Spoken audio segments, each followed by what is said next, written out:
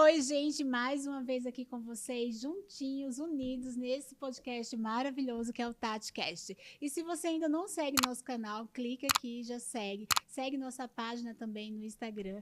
Muito legal ter vocês aqui. Já deixa sua contribuição. Se você quer que a gente traga alguém em especial, se você pensa em algum assunto relevante. Hoje eu estou trazendo aqui nada mais, nada menos, um assunto muito bacana com o Dr. Cleiton. Dr. Cleiton, muito obrigada por estar presente aqui com a gente.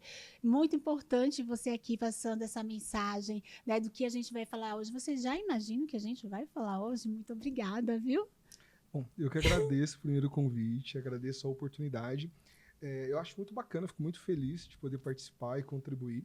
Eu sou um médico cirurgião vascular, endovascular, sou um médico especialista em cirurgias complexas, em tecnologia, e eu vou trazer para vocês toda a caminhada até a chegada até aqui. Não, me fala primeiro a sua idade. 41 anos. Gente, que incrível, 41 anos com essa bagagem e como que é construir essa bagagem, né, gente? Muitas vezes a gente vê esse todo, vê esse muito e pensa assim, nossa, que uau, ele conseguiu. Mas existe todo um atrás, né? Todo o porquê disso tudo aconteceu, como eu consegui evoluir dentro disso tudo. Vamos falar um pouquinho de quem é o Dr. Cleiton, da sua infância? Então vamos. Eu sou um menino do interior, De tá? que interior? Sou de Caçapava. Pessoal Onde de que fica Caçapava, um abraço. Caçapava?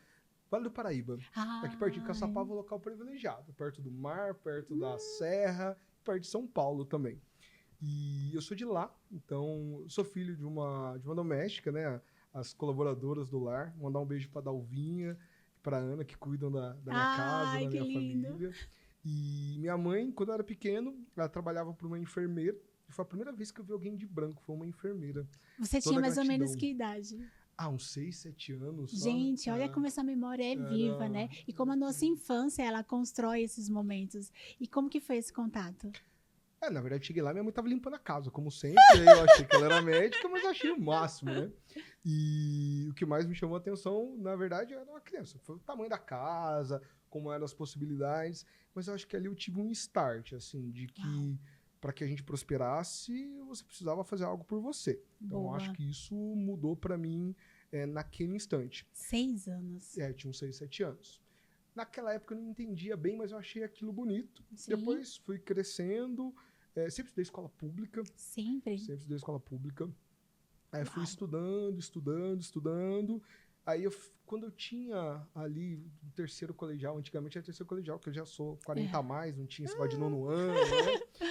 E aí eu fiz um curso técnico, prestei prova em escolas técnicas, consegui fazer um curso técnico de laboratório. Você se acha que nesse momento, quando você está aí dentro dessa escola pública, que ela tem tantas limitações, você se sentiu diferente dentro desse lugar? Porque eu vou te falar, eu também vim dessa escola pública e eu me sentia ser mais do mesmo. E eu via que, ao meu redor, tinha pessoas que elas tinham essa capacidade diferente, sabe? Elas tinham esse lugar de se dedicar. Tipo, tinha greve de professores e, tipo, eu era igual a todo mundo, assim. Mas tinha pessoas que elas tinham esse lugar de desenvolvimento, de ficar lá estudando. Você era essa pessoa que estudava constantemente, mesmo dentro dessas circunstâncias de o ensino público não te promover tanto essa cobrança? Ou você era igual, tipo, ali, a maioria? Então, A média? eu tenho os meus distúrbios, né? Um deles é estudar. Eu sou viciado em estudar. Estudar o quê? Estudar quase qualquer coisa. Eu gosto muito de física, gosto muito de música, gosto muito de gastronomia e sou um apaixonado por medicina. Naquela época eu já gostava muito de estudar. E aí eu fui, dizendo assim, fisgado pelo conhecimento. Numa escola pública, num ambiente de escola pública, quando você começa a estudar um pouco, você começa a se destacar. E aí você começa a ter incentivo dos professores, aí o professor fala para sua mãe, aí sua mãe te incentiva, e aquilo começa a fazer parte de você. Então, qual que é a dica que eu digo? Você que tem filho em escola pública, seja o maior incentivador dele. Muito Fala bom, com ele, hein? estuda com ele. Muito bom. É muito difícil a gente não ter esse feedback, né? Então, para mim, eu acredito que eu tive essa bênção de gostar de estudar. Sim. E aí eu tive esse feedback positivo e isso me levou a estudar cada vez mais. Tá. Então, E seu pai nesse momento também? meu pai era mais distante. Meus pais se separaram, eu era jovem, tinha uns 5, 6 anos, tá? Então, não tinha tanta proximidade com meu pai. Tinha o meu tio que fazia a figura paterna, mas eu tinha mais do que isso, eu tinha uma super mãe. Mãe assim, meu, é incondicional, é uma coisa diferente das outras coisas. Aliás, é a pessoa que eu sou mais fã, é minha mãe. Ai, que lindo. Minha mãe já é falecida, tadinha, mas assim, rodei o mundo inteiro, 5 continentes, conheci médicos de todo o planeta, ministros, muita gente, mas ninguém supera minha mãe. Minha mãe era doméstica, formou um filho médico, sempre honesta, com a casinha dela, fez tudo direitinho. Então, assim, ser uma boa mãe, ser um bom pai, esse local você consegue, independente de onde você estiver, fazer nascer flor, tá? Mesmo no sólido mais árido Gente, possível. olha que incrível essa mensagem agora, porque hoje a gente vê muitas pessoas que têm seus filhos e não têm essa consciência, né, da sua responsabilidade, sua contribuição no desenvolvimento do outro ser. É esse lugar dessa constância, dessa orientação, dessa mensagem positiva, dessa repreensão, porque muitas vezes a gente vai em lugar de muito julgamento com a criança, de apontar os erros, e aí essa validação, dizer, você é bom, é super importante. E como que isso constrói, né? Constrói e deixa marcas profundas. A primeira infância, do ponto de vista neurológico, do ponto de vista psicológico, é um momento muito importante na formação do ser humano. Os ganhos e perdas que você tem ali no seu caráter, na sua formação psicológica, vão perdurar a vida toda. Tá? Sim. Então, por isso que a gente tem que fazer terapia, viu, gente? Pra saber como é que foi a Ai, infância. gente, E vamos ajuda fazer muito, terapia. viu? E depois que a gente sabe o que foi feito, o que fazer? Ai, gente, eu sempre faço essa pergunta. Bom, Porque nem todo mundo veio privilegiado, né, desse lugar de ter essa base forte ou de ter tido uma pessoa que seja esse agente transformador na sua vida. Sim. E se você que não teve, eu não tive ninguém por mim. E agora? São duas coisas distintas. Então, assim, se você está falando de uma criança, a criança ela realmente está impotente. Nesse sentido. Isso fada ela em sucesso? Não fada não. Bora. A terapia ela é o seguinte, a terapia ela não mata os seus monstros, tá? Mas ela deixa eles no cantinho dormindo. Então elas não te atormentam o tempo todo. Anota. Porque elas não vão matar. A gente tem a ideia de que uma vez que você fez terapia, todos os seus problemas vão estar tratados. Então, eu já penso isso. Agora eu já sei qual é o meu problema. Como é que eu resolvo? Exatamente. Você tem que colocar esse monstrinho para dormir. Agora eu aprendi. Lá, quietinho, foi decisivo para mim. Vai fazendo outras coisas. Eu acho que são duas coisas diferentes. Primeiro que ninguém tá fadado ao fracasso, ninguém tá fadado ao não sucesso, tá? Independente da sua base familiar, porque tem muita gente que não tem base familiar. E eu vejo que muitas pessoas de sucesso, ela traz dentro da sua fala esse lugar de, eu tive alguém. E muitas vezes não é sobre ter alguém que te direcione a isso, né? Eu acho que precisa ter uma energia interior. E eu acredito muito no negócio que eu chamo de retroalimentação positiva. Você faz uma coisa positiva, outra coisa positiva aparece. Então vamos lá. Eu quero perder peso. Você fala, vou parar de tomar refrigerante. Aí você já perde 1, 2 quilos. Fala, poxa, se eu cortasse o doce, viraria 5 quilos, né? Boa. E se eu fizesse uma caminhada? Nossa. Aí você vê que você está perdendo peso. O contrário também é verdade. Então o que eu diria para você? Quer mudar de vida? Olha seu meio. Olha as pequenas mudanças que você pode fazer. Olha com quem tu andas. Com quem tu andas é muito fator. Pessoas de sucesso andam com pessoas de sucesso. Pessoas que querem prosperar precisam estar perto de pessoas que querem prosperar. Porque você vai imitar, você vai se moldar, você vai conviver e você vai se habituar com aquilo, com a procura, com o sucesso, com a vida próspera. Então a gente precisa estar junto de gente que quer aquilo que a gente quer. Se você identificou que uma criança próxima de você, ou que você convive, ou que vá até onde você está, não tem esse feedback, dá você esse feedback para ela. Boa. Você pode dar esse feedback para um vizinho, para um colega, para um amigo, para um paciente. Você tem, nós como adultos, nós temos uma responsabilidade muito grande na formação do amanhã. E essa formação é cultivando bons sentimentos nas crianças. Incentivando elas, mostrando o que é certo, o que é errado, com carinho, com compaixão, com amor, sem pressa, né? Eu acho que esse é um caminho bom para os dois lados. Adorei. Então vamos continuar lá na sua infância. Vamos. Você já está quase acabando. Já passei de 7, 8 anos. Vamos agora entrar nessa fase mais de adolescente. E ali você saiu do ensino médio? Então, saí do ensino médio, consegui fazer um curso técnico.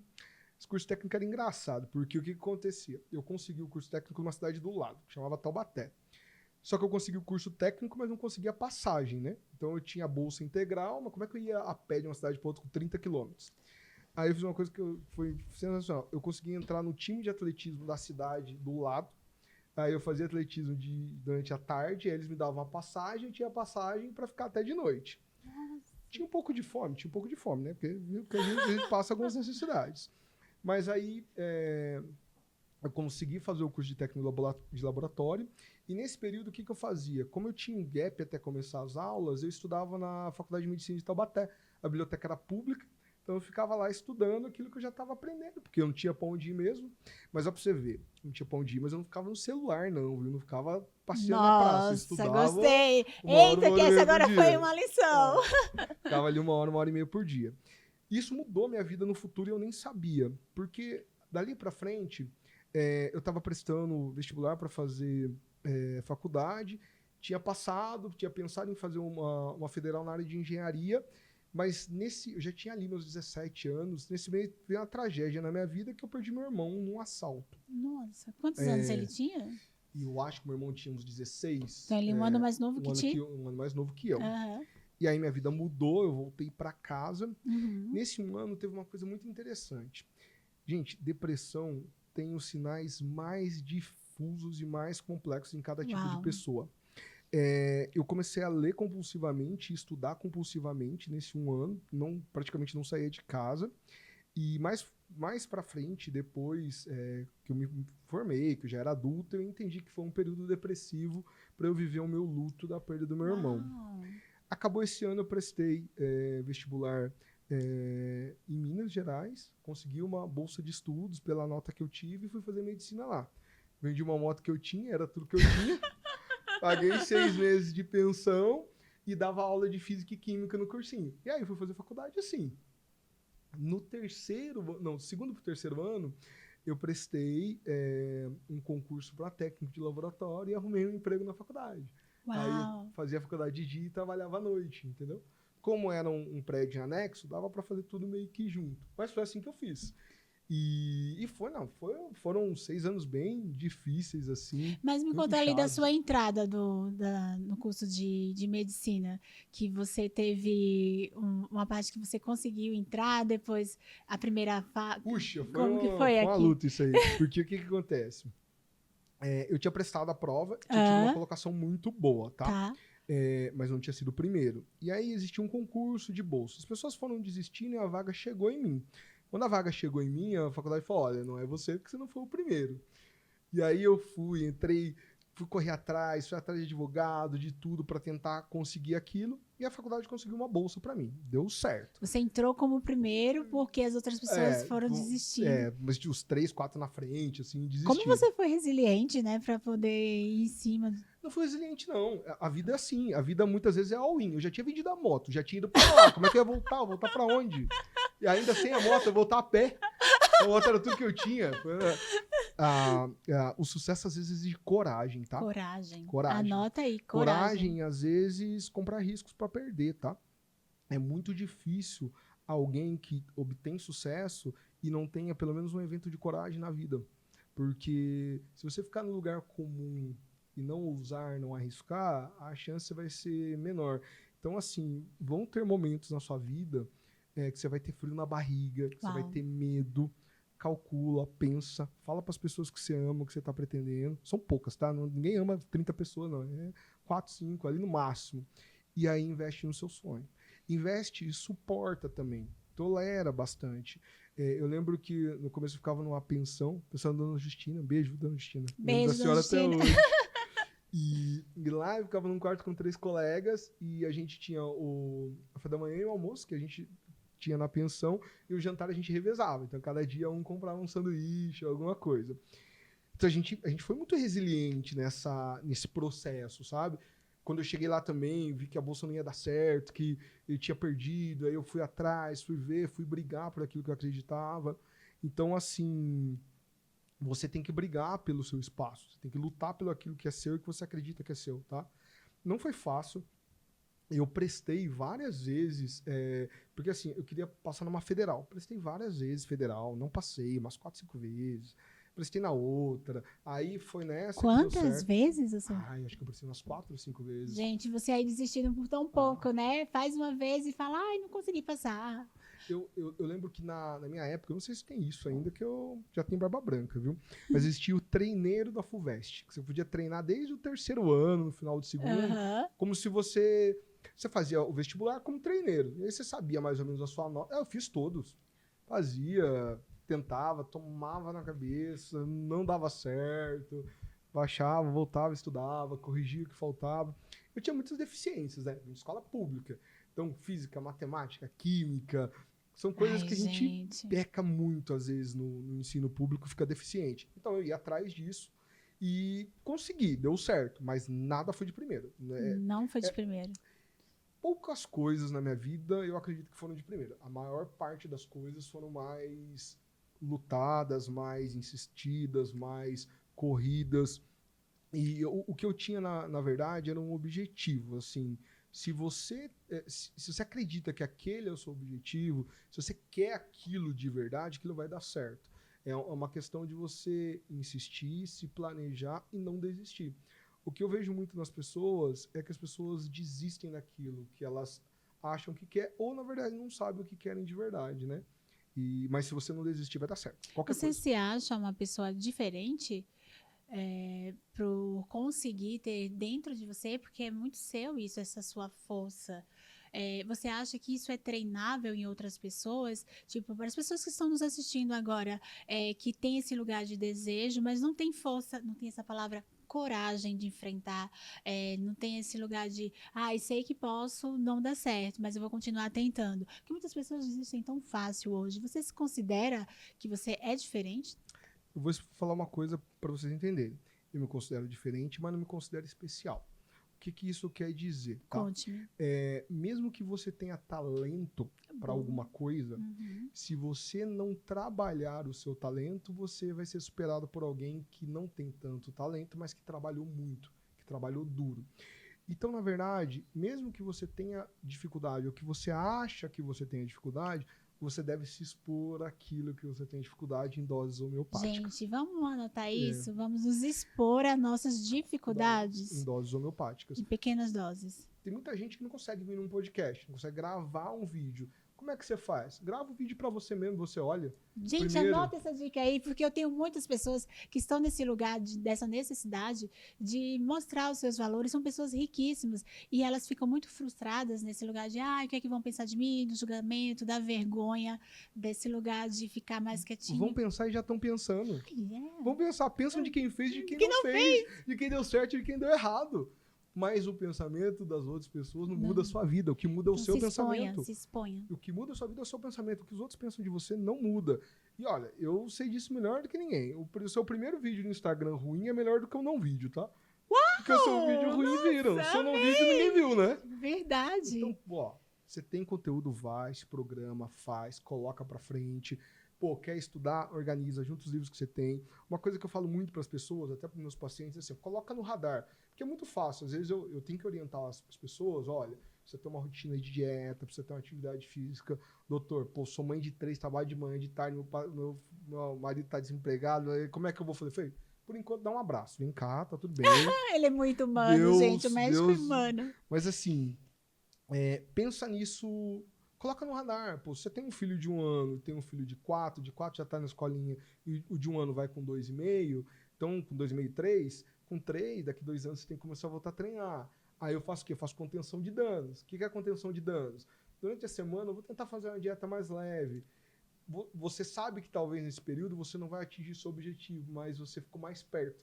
Ou nesse caso, ficou menos longe, né? Então, planejamento e não desistir. Quando eu digo não desistir, é isso. Não é porque não deu certo agora em julho que não vai dar certo em dezembro, que não vai dar certo em maio do ano que vem. O que você quer tá pronto para você. Deus já deixou o seu caminho, meu. É só insistir, só não desistir. Tá lá, tudo. Tá Qualquer pronto. coisa. E como que você lida com esse processo de frustração?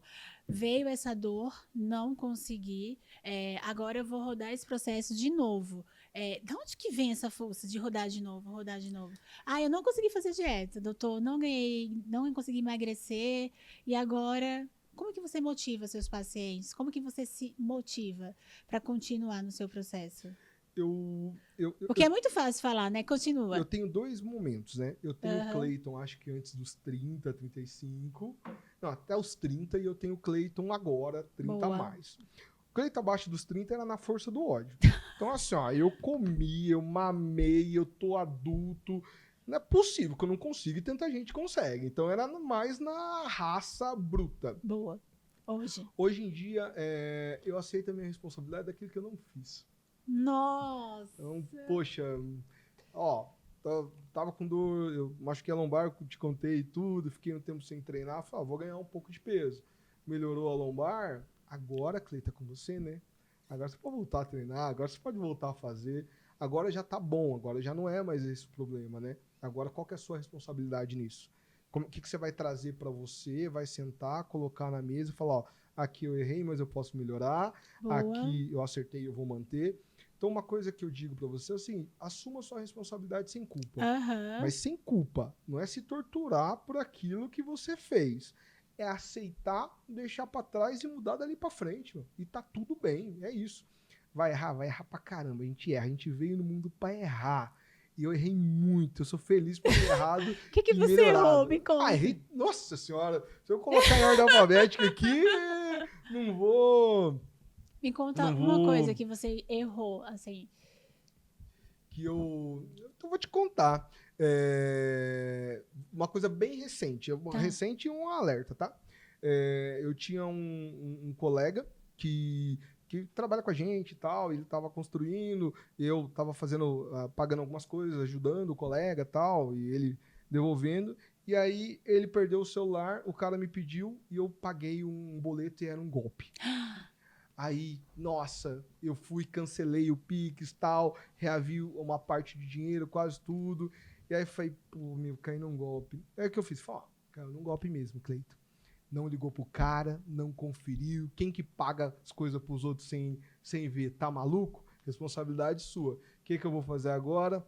Bom, vou dar mais algumas aulas para recuperar o dinheiro perdido, levantar a bola para frente e não vou cair mais nessa. Gente, olha que atenção, né, a isso. Muitas vezes, muitas pessoas, ela entram nesse lugar de justificar. Então, muitas vezes as coisas acontecem e a pessoa ela fica buscando justificativas e não faz a mudança. E é muito importante a gente trazer essa comunicação para as pessoas que é sobre o que posso fazer. A gente já teve um problema, se instalou, e o que eu vou fazer diferente? E não ficar só apenas justificando. Você reconheceu o que não funcionou, você entendeu, mas isso não vai te colocar no lugar de invalidação que você não funciona e você entende como que pode recuperar isso, que eu acho que é mais importante. Muita gente entra nesse lugar de justificativa. Ah, a minha lombar tá ruim, eu posso comer, eu posso engordar. Não, se sua lombar tá ruim, você não se exercitou, você tem esse compromisso de fazer uma dieta a mais, né? Porque as pessoas, elas entram nesse lugar de se justificar o tempo inteiro.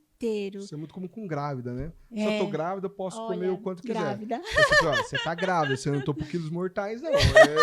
Comer é normal. É com fome, come. Quer fazer alguma coisa diferente, faça. Mas é verdade. Mas isso eu acho que é natural do ser humano. Porque dói você reconhecer, né? Eu falei, meu... Pô, dói reconhecer médico, e dói, eu acho que ainda, pensar, né? Vai ainda cair num golpe. Olha que coisa boba. Mas tudo bem, é isso mesmo. E isso é uma coisa muito importante. Quando você tá mais seguro, quando você tá mais...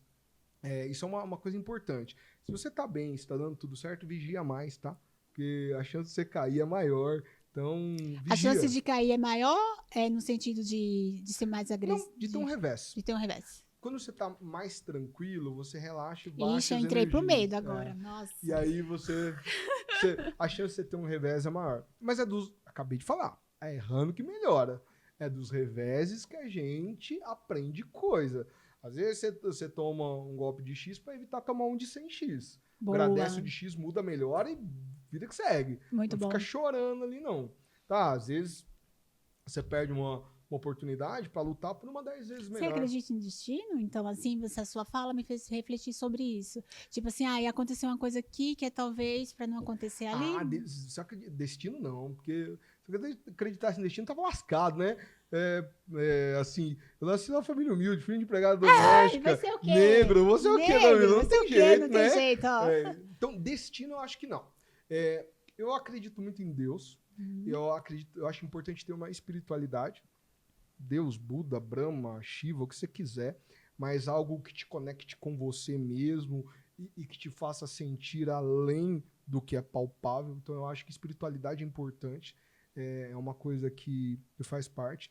Eu sou um médico cirurgião de alta complexidade. Eu acho que não tem nada mais divino do que você estar perto da vida ali limítrofe. Então, eu sou um cara muito temente a Deus. Então, eu não acredito num destino traçado. Acho que você não está traçado, você não está fadado a nada. Você não está fadado a nada que ninguém falou e a nada que você acredita. Muda sua cabeça, muda seu mindset, Boa. muda seu jeito de pensar e você vai mudar a sua vida. Não tem um destino pré-determinado, não. E o que vem pra você que você acredita que não foi legal, você traz essa mentalidade de, isso aqui é pra eu melhorar. Assim, Sim. sempre é. Sempre é. Sempre é. Sempre é. Eu duvido que alguém não olhou mais na rua depois que tropeçou na pedra. Acho que, olha, eu vou dar uma olhada pra não... Eu dei uma toção ali, nunca mais. Nunca mais. Você quase caiu do degrau. Qual que é a próxima coisa que você faz? Toda vez você lembra do degrau. E aquelas pessoas mais. que elas vão para esse lugar de sofrer para depois vencer. Porque tem muitas pessoas que rodam dentro de si esse processo de dor para poder ter sucesso. Muitas vezes ela vai para esse lugar de sofrimento, sabe? Eu acho que tem pessoas que precisam mais do luto para poder seguir. E isso faz parte do ser humano. A gente tem luto, tem momentos tristes. Você não pode ficar lá, né? Esse é o grande problema. E isso é o importante de você ter bons amigos, tá? E bons amigos, tem um teste fácil pra você saber se essa pessoa é seu amigo ou não. Já conta aqui. Se ela te falou alguma coisa que você não gosta, provavelmente é seu amigo. Se ela sempre falou tudo que você quer ouvir, você precisa correr conversar. Precisa reentender. Porque as pessoas que são nossas amigas, elas te dão chacoalhões, te dão tapas, que você fica um pouco assustado, né? Fala, levanta daí, meu. Já deu, já chorou tudo que tinha pra chorar. Agora é ir pra frente. A gente tem que tomar muito cuidado para não cair nesse local de sofrimento e ficar rodando lá sem fazer o luto e partir pro próximo, tá? Mas isso não é tão simples. As pessoas são sensíveis a cada situação. E elas têm elementos individuais. Então, tem gente que fica muito tempo preso ali e não consegue sair. Como que a gente, dentro do outro lado, se eu tenho um amigo, se eu tenho uma pessoa da família, que movimento que eu posso ser? Porque muitas vezes eu penso que é muito sobre a energia do outro e que eu não posso fazer nada, entendeu? Uma palavra, o abraço, o amor, o acolhimento. Eu acho que o primeiro é não julgar. Não julgar. Não julgar. Boa. Depois que você não julgar, fale para ela de verdade o que você está pensando. Não trate ela feito uma criança. Boa. Se você olha... Ser adulto. Ser adulto. Você não tem controle sobre suas contas. Você não deveria ter cartão de crédito. Mas por que eu tô mudado? Eu falei, não, você não tá mudado. Você precisa se desintoxicar. Você não tem controle, você tem que fazer outra coisa. É difícil você falar isso pra uma pessoa que você gosta. Gente, é muito difícil. Mas é necessário, né? Isso daí é o que acontece com você em relação aos seus pais quando você tem 15, 16 anos. Você fala, eu vou numa festa e eu vou dormir na casa do meu amigo, que é o mais legal, que geralmente é o mais doido, que geralmente mais faz coisa errada. E sua mãe fala, você não vai. Aí você fala, eu não te amo mais, então. Ela fala, então não ame. E você não vai. E depois, quando você tem 30, 40 anos, quando você é pai ou mãe, você fala, aquilo foi uma prova de amor. Não deixar você fazer o que você quer, mas te contrariar e contra aquilo que ela acha perigoso pra você, ser duro contigo. Então, quando eu digo a respeito disso, é você ser verdadeiro mesmo com a pessoa que está passando aquele momento. Verdadeiro sem ser cruel, tá? Você chega, conta pra ela, fala pra ela a sua opinião e, eu tô aqui. Tô aqui. Acho que você vai lá, você vai quebrar a cara? Vai. Vai voltar com ele 6 vezes? Pode voltar. Vai dar certo. Você vai se separar de novo, mas vai lá. Não dá nada. Vai dar certo. E como que é o Dr. Cleiton dentro agora da medicina? Onde que você está hoje? É o que você faz hoje? Vejo que você viaja muito. O que você faz nessas viagens? Bom, o que acontece? Como eu disse, eu sou um cirurgião vascular de alta complexidade. Sou uma das referências no Brasil e no mundo para os tratamentos que eu faço. O que eu trato? Eu trato todos os vasos que saem do coração no corpo todo, tá? Olha, cabeça, abdômen, tórax. Trato trombose, embolia pulmonar e geralmente pacientes muito graves, tá? Eu hoje estou locado dentro da maior rede assistencial de saúde suplementar do país. Eu coordeno 7 hospitais, então a gente esse homem tem 41 anos. Exatamente. Temos 12 médicos na nossa equipe, mais um time administrativo de 10 a 15 pessoas. e o que nós fazemos é levar o que há de melhor e mais tecnológicos para esses pacientes, com alguns objetivos. Melhores resultados, uma intervenção minimamente invasiva e um lugar de acolhimento e carinho para esses pacientes. Então, a gente tem esse pilar, tá? O que a gente tem de melhor está localizado aqui em São Paulo, em grandes hospitais, em algumas ilhas. A gente tem ilha no Rio Grande do Sul, Rio de Janeiro, mas a gente carece de expandir isso dentro do Brasil. O que eu faço tanto? Por que eu viajo tanto? Eu levo o que a gente faz daqui para outros locais do mundo. Vou para a Alemanha anualmente, vou para os Estados Unidos 3, 4 vezes por ano. Esse ano ainda tem China tem 2 nos Estados Unidos, tem mais Espanha, Barcelona, a gente vai estar lá com os colegas da Catalunha também. O que a gente faz? Eu levo os nossos casos daqui e como a gente cuidou desses pacientes e vejo o que eles fazem lá. Nossa, que e muitas das vezes a gente importa as tecnologias desses países para atuar aqui no Brasil. Você mostra o que você fez aqui lá. E vejo o que eles fazem lá para trazer para cá. Ah, tá. Eles aprendem com vocês, é isso? Aprendem demais conosco. Gente, medicina Nossa, no Brasil, a medicina de ponta no Brasil, ela é igual à medicina nos Estados Unidos, na Alemanha, na França, Inglaterra, é a mesma medicina. A gente tem pontos favoráveis e pontos desfavoráveis. Me conta. O que a gente tem de muito favorável? A gente tem pacientes muito complexos, muito graves, né? Porque a assistência de saúde no país ela é irregular. Então, a gente trata casos muito complexos que muitas vezes, fora do país, esses casos nem existem. Não são pertinentes. Vou dizer, por exemplo, um paciente que tem uma doença há 30 anos. É incomum você achar um paciente desse na França, por exemplo. Ele já tratou antes, tá? Então, os médicos de lá têm menos costume com esse tipo de patologia. Uhum. Aí eu falo, a gente tem esse caso aqui, a gente fez dessa forma. Ao contrário, eu chego na França, eles já têm tecnologias que no Brasil ainda nem chegou, vão chegar daqui 5 a 10 anos. E aí a gente faz essa interface de entender qual tecnologia fora do país vai ter um uso aqui para o nosso país e que seja pagável, porque isso também precisa ter um valor que a gente consiga fazer. Então é isso que eu faço. Por isso que eu rodo o mundo, para saber o que tem de melhor, vou lá, treino lá, se for interessante, trago para o Brasil, treino a nossa equipe e a gente replica aqui. E a gente já fez isso com com dezenas de devices, tá? E como é que você, esse médico jovem, com tanta capacidade de entrega, como é que você é recebido no meio de outros médicos, tanto aqui no Brasil quanto no mundo? Graças a Deus, eu sou super bem recebido, assim, eu não tenho nenhum problema. Geralmente eles são muito felizes, são muito contentes com o que a gente apresenta, assim. A medicina brasileira realmente é a medicina de ponta. O que eu fico triste? Infelizmente, ainda não é medicina de ponta para todo mundo. Eu queria que isso chegasse lá no Acre, no povo ribeirinho. O Acre tem centros de excelência, mas tem uma área muito grande ainda sem assistência. O que eu tenho aqui também em São Paulo, tá? Mas dentro dos pontos de excelência, você tem a melhor medicina que é possível se fazer no mundo, tá? Eu sou muito bem recebido. Todo mundo gosta de brasileiro, tá? Brasileiro é um povo legal mesmo. Todo mundo tem sempre o coração um pouco mais aberto para brasileiro. Não vejo essa diferença. Tem uma coisa que eu noto, mas eu acho que isso é uma coisa estrutural. Geralmente tem poucos negros onde eu vou, né? Tem poucos ou só eu mesmo. É mais comum. Isso para mim é muito importante, porque eu levei muito tempo para ver um médico negro, mesmo dentro da faculdade de medicina, foi difícil.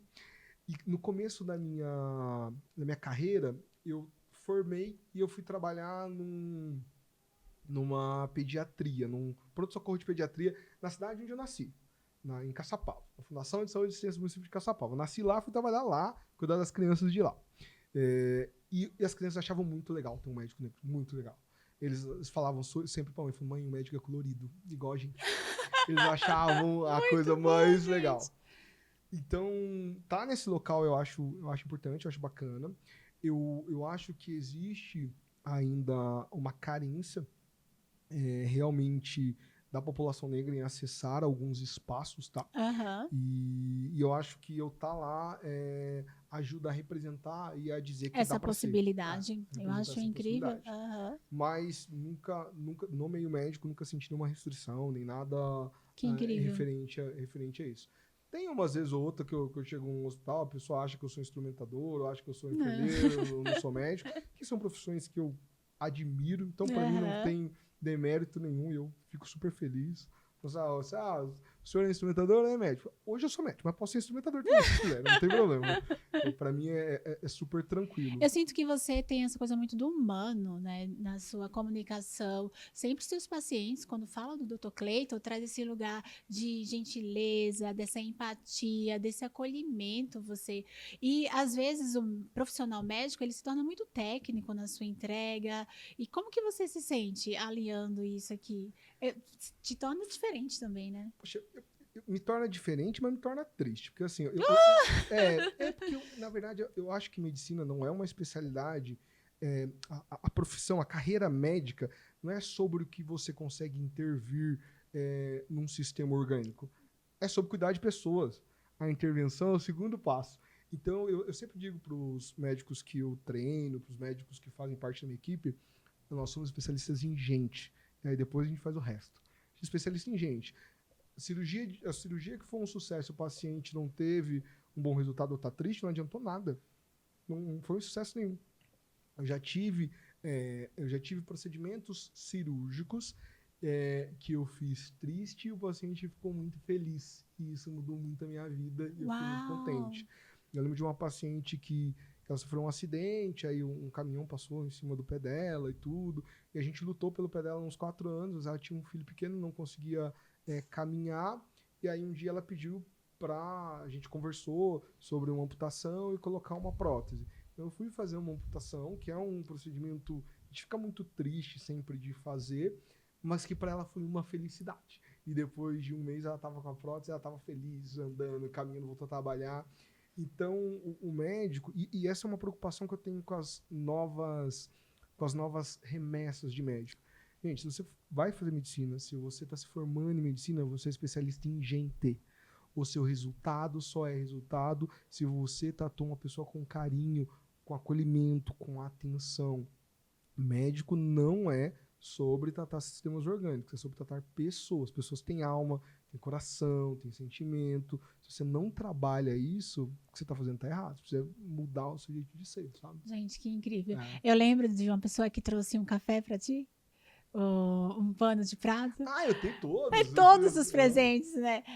Esse afeto, né, que a gente acaba tendo de volta, esse retorno, é muito gratificante. Quando eu atuo menos hoje no setor público, quase 99% da minha atuação é no sistema suplementar. Quando eu atuava no setor público, todas as minhas toalhas eram bordadas, Dr. Cleiton. Todas as toalhas, todos os panos de prato, tudo. Tudo que eu tinha em casa era bordado. Eu tinha as minhas jovens... Jovens senhoras. Os gatinhos de 70, 80, são uns amores. Que incrível. É muito bom. A sua família está hoje perto de vocês? Quem é que está perto? Quem é o Cleiton aqui? Você está morando em São Paulo? Eu moro em Alphaville, né? Minha família, meu núcleo familiar, esposa, filho. Tem a família da minha esposa que é mais próxima. A minha família continua no interior, mas é 1h, 1h30 daqui. E a gente mantém uma relação bem próxima. Eu sempre vou quando posso, eles vêm pra cá, a gente se fala bastante. Não é tão próximo quanto eu queria, porque eu sou aquele cara de família todo final de semana. Queria churrasco na casa do meu tio, com meu pai. Não consigo isso. Mas, assim, não sou aquele tipo de pessoa que passa 4 meses sem falar, 3, 6 meses sem vir. Não. Eu sempre estou com os... Sempre faz questão desse contato, super importante. Gente, isso é uma coisa muito importante, assim, ó.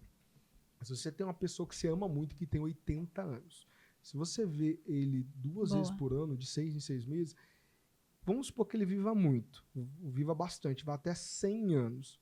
Você vai ver ele 40 vezes. Só 40 vezes. A pessoa que você ama pra caramba, você vai ver 40 vezes. Então, assim, a gente precisa organizar espaços para estar com quem a gente ama. E hoje a maior organização que eu tenho é para ficar com meu filho. Então eu saio às vezes para trabalhar mais tarde, vou almoçar em casa, trabalho enlouquecidamente de madrugada para que de manhã quando ele acordar eu tá lá. Eu faço muito essa questão de conviver. E quando aqueles momentos mais importantes não dá certo, porque a gente sabe que você é esse profissional que pode surgir uma emergência, e você não está presente numa festa, você não está presente num Natal, como que você se coloca aqui? Porque muitas vezes, muitas outras pessoas falam assim, você sabe por quê? Porque, gente, eu entrei na beleza e eu desisti da beleza lá com 18 anos, porque eu não queria passar o Natal trabalhando. Eu achava aquilo um absurdo. A minha mãe, ela tinha salão de beleza. Eu falava, eu não vou ficar o Natal trabalhando. Então, aquilo para mim era muito importante. E como que você lidar com isso? Tipo de, ai, vou ficar ausente. Como que isso funciona para ti? E como que você prepara a sua estrutura familiar para receber essa ausência? Porque existe também pessoas que sentem isso. Eu não tenho esse problema porque eu me importo. Tem uma diferença entre você estar fisicamente e você se importar. Boa. Então, por exemplo, eu e meu filho, a gente tem os nossos comandos entre nós. Meu filho adora carro. Então, por exemplo, às vezes eu saio 2 dias para trabalhar e não dá tempo de ver ele de manhã. Então, eu já deixo a frutinha dele picada com 2 ou 3 carrinhos que ele gosta. E às vezes eu deixo uma surpresa de carrinho para ele poder abrir. A última vez que eu não pude ir na festa junina, aí eu mandei uma foto para ele que eu tava trabalhando. Ou então eu ligo, faço chamada de vídeo dele com ele de dentro do hospital e chamo. E mostro para ele as pessoas também.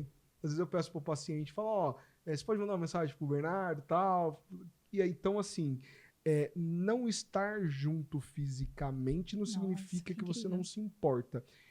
E você, às vezes, você tá lá no Natal e não saiu do celular, não viu a criança, gente, não falou com ninguém.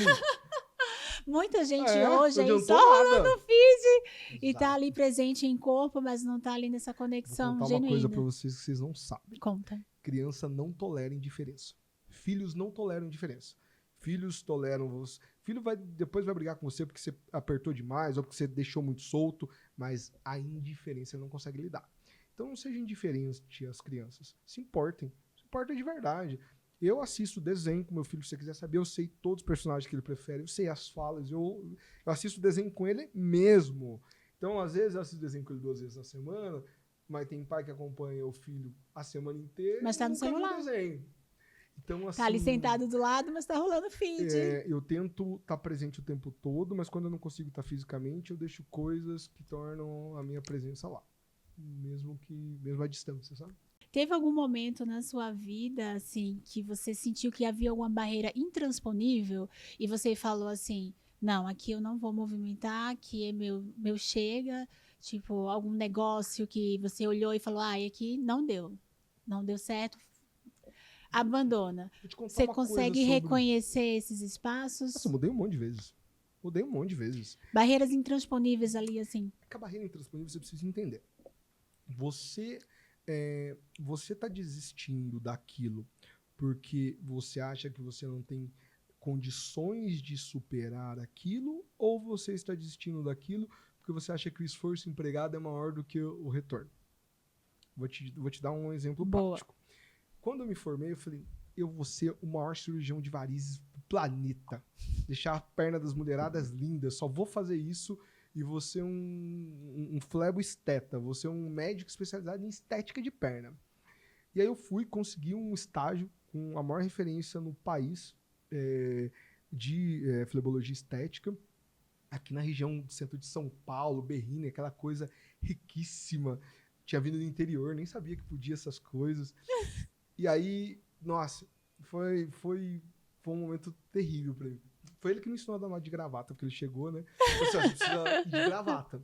Eu preciso de gravata pro trabalho, eu preciso de gravata. Aí foi de gravata. Ele falou, olha, a gente tem algumas regras de etiqueta e tal, aí tem uma festa, você tem smoking? Eu falei, não tem smoking não. Eu achei que lá só usava em filme, eu não sabia que usava de verdade. E aí eu fui vendo que não era um ambiente que eu me sentia tão confortável. Embora na minha cabeça era algo que eu queria. Uhum. O que me deixava mais confortável? Eu ficava mais feliz quando eu fazia uma cirurgia de 16 horas. Eu falava, nossa, esse caso aqui não tem jeito. Eu falava, não, tem jeito sim. Aí eu ia com outro colega e eu fazia. Então o que acontece? Depois de um tempo, eu desisti de ser um cirurgião fleboesteta. Mas eu não desisti daquilo porque eu jurei que era intransponível. Eu desisti daquilo porque eu achei que não valia a pena dedicar tanto esforço Boa. naquilo que, na verdade, não era o que eu queria de verdade. Então, algumas barreiras que estão na sua vida, é porque, às vezes, eu falo que a gente fica igual mosca de padaria, vocês já viram? A mosca de padaria, ela fica batendo no vidro, em vez de dar a volta e sair por onde está aberto, né? Então, às vezes, algumas barreiras não são intransponíveis. Às vezes, só não são para você. Agora, se você tem algo que você quer, se você tem na sua mentalidade que é aquilo que você quer, não tem nada que você não consiga fazer. Nada. Quer ter uma Porsche, você vai ter duas.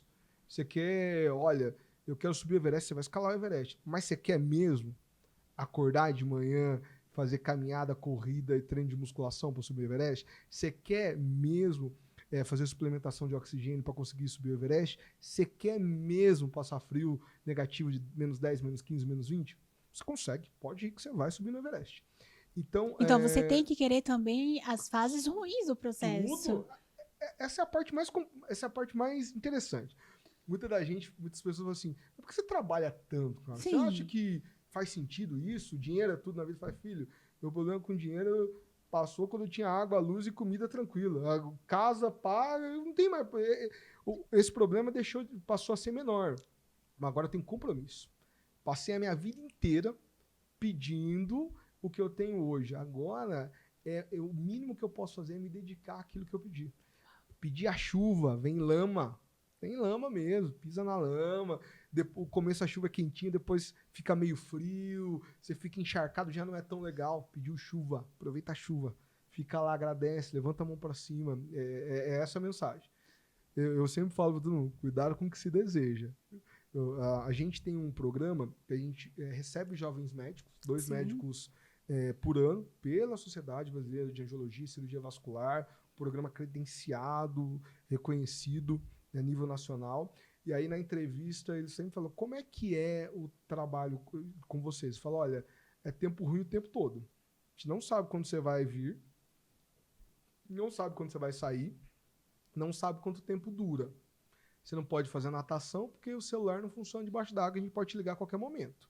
Se você tiver um tempinho, você come ou dorme, porque realmente a dedicação é extrema. E a nossa também é assim. Eu tô aqui com você, tô no podcast, eu sei que tem gente trabalhando lá, a nossa equipe tá inteira, mas se eles precisarem de mim, eles vão bater aqui, eu vou falar, Tati, desculpa, com licença, Tchau. tem que ir. Boa. Tem que ir.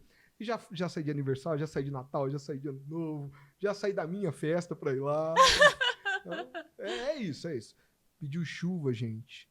Olha, vem lama. Graças a Deus. Agradeça por tudo aquilo que você pediu e recebeu. Lado bom, lado não tão bom. E para aquelas pessoas que têm dificuldade de criar o que querem, que fica nessa mesmice? Eu acho que são 2 coisas diferentes. Você, principalmente jovem, né? O jovem. Eu vejo muito isso. O cara fala assim, eu tenho 16 anos, eu acho que eu quero muito fazer publicidade e propaganda. Você tem 17 anos, filho. Vai e faz a publicidade e propaganda. Só não demora muito tempo para achar qual que é a sua praia. Se você tá lá 6 meses, 1 ano, não vibrou, não sentiu, vai embora logo e vai para outra parte. É melhor aquele cara que se movimenta e erra do que aquele cara que fica parado pelo medo e nem tenta. Você precisa errar. Você precisa. Gente, eu vou voltar nisso aí. A vida a gente erra feio e aprende. E aí prospera. E aí evolui. A constância? Constância. Isso é andar de bicicleta. Já viu alguém que andou de bicicleta quando era pequeno e não caiu? Ai, pelo amor de Deus. Tem que cair. Cair, dar uma raladinha. Se não ralar, se não cair, não vai andar de bicicleta. Então, às vezes, você acha que você tá num caminho, chegou lá, não é isso, abandona. Conheço gente que abandonou engenharia, conheço gente que abandonou medicina, conheço gente que abandonou publicidade e propaganda, filho de médico. Eu tenho um colega que tem 3 gerações de avô, bisavô, pai, todo mundo pediatra. Ele falou, não, eu não gosto de pediatria, não. O negócio é cirurgia, eu vou operar. Boa. Aí a mãe fica sem falar, o pai fica sem falar, depois é o orgulho de todo mundo, virou cirurgião pediátrico, todo mundo ama ele. Assim, segue seu caminho. E se tiver que errar, erra, tá tudo bem. Para a gente trazer aqui essa finalização da nossa conversa, para aquelas pessoas que não têm essa oportunidade de estar perto de pessoas assim grandiosas, ela tem dentro dela esse desejo de crescimento e ali as circunstâncias elas não propiciam isso. Por onde começar? Tipo, eu não tenho a chance de estar do lado daquela pessoa que eu gostaria, porque eu vejo que você traz muitas referências para sua construção. Às vezes tem pessoas que elas têm dificuldade de ter a referência, de estar perto das suas referências. Como que faz? Meu amor, 2025. Se você tem uma referência, segue ela no Instagram, Boa. segue ela no YouTube, segue ela no Facebook. Pode comentar, pode mandar um direct. Eu duvido que com consistência, você seguindo a pessoa com qual você é fã, seguindo com consistência, comentando, olhando, orientando, ela vai notar você. Nossa. Ela vai notar você. Eu sou de uma época, sou de 83, né? A gente não tinha toda essa tecnologia. Pra você chegar perto de alguém era mais complexo. Muito mandar complexo. carta. Mas dava. A gente é da época da carta. Quantas vezes a Xuxa lia a carta lá e chamava o baixinho? Carta. Você tem que... De novo, você quer mesmo ser referência? Quer mesmo saber dessa pessoa? E eu vou aproveitar esse gancho com uma coisa que eu acho muito importante. Redes sociais podem ser muito interessantes se você usar ao seu favor. Você já imaginou se você seguir aquele pessoal que fala de inglês, que dá aula de inglês, que dá dicas de inglês para você aprender a falar inglês? Se você seguir o pessoal que fala de alimentação, que fala de dieta, se você quiser melhorar a sua performance física, se você quer passar na universidade, tem dicas de A quem cursinho. você está dedicando seu tempo? A que você está Exato. dedicando? A gente, às vezes, precisa usar os recursos que nós temos ao nosso favor e não contra nós. Se você usar os seus recursos ao seu favor, você vai prosperar, vai melhorar. Sempre, sempre. Não tem jeito. Que incrível. Que chamada para ação você daria aos ouvintes para que eles se envolvam ativamente com a sua jornada? Só para a gente finalizar. E eu quero bater uma bola aqui com você sobre algumas outras palavras. Bom, eu acho que é o seguinte. Se comprometer com a sua jornada. Se você acredita, se joga, vai em frente e olha sempre no seu objetivo. Não fica parando o tempo todo. Quem para jogar pedra em qualquer cão que late não chega no final da rua. Então, você tem um objetivo, vai atrás do seu objetivo. Saiba que vai doer, vai cair, vai tropeçar, levanta e vai. Chegando lá, quando você chegar no lugar que você sonhou, vai ter coisa difícil ainda. Vai ter coisa ruim. Agradece a Deus, era seu sonho alguns anos atrás. Mas, não desiste de você. Pede ajuda. Manda direct, eu respondo, tá? Pela tarde eu vou responder também. Manda direct. Acredita, tem muita gente boa no mundo, tá? E você é uma delas, vai dar certo pra você também. Vai dar certo, com certeza. Vamos trocar aqui algumas palavrinhas. Eu falo uma e tu me conta outra? Tá bom. Então, bora. Educação. Base. Comunidade. É um investimento. Um investimento. Família. Tudo. Amigos. Essencial. Saudade. Mãe. Que lindo. Esperança. Filho. E um sonho. Ser melhor que ontem, né? Ai, que incrível, gente.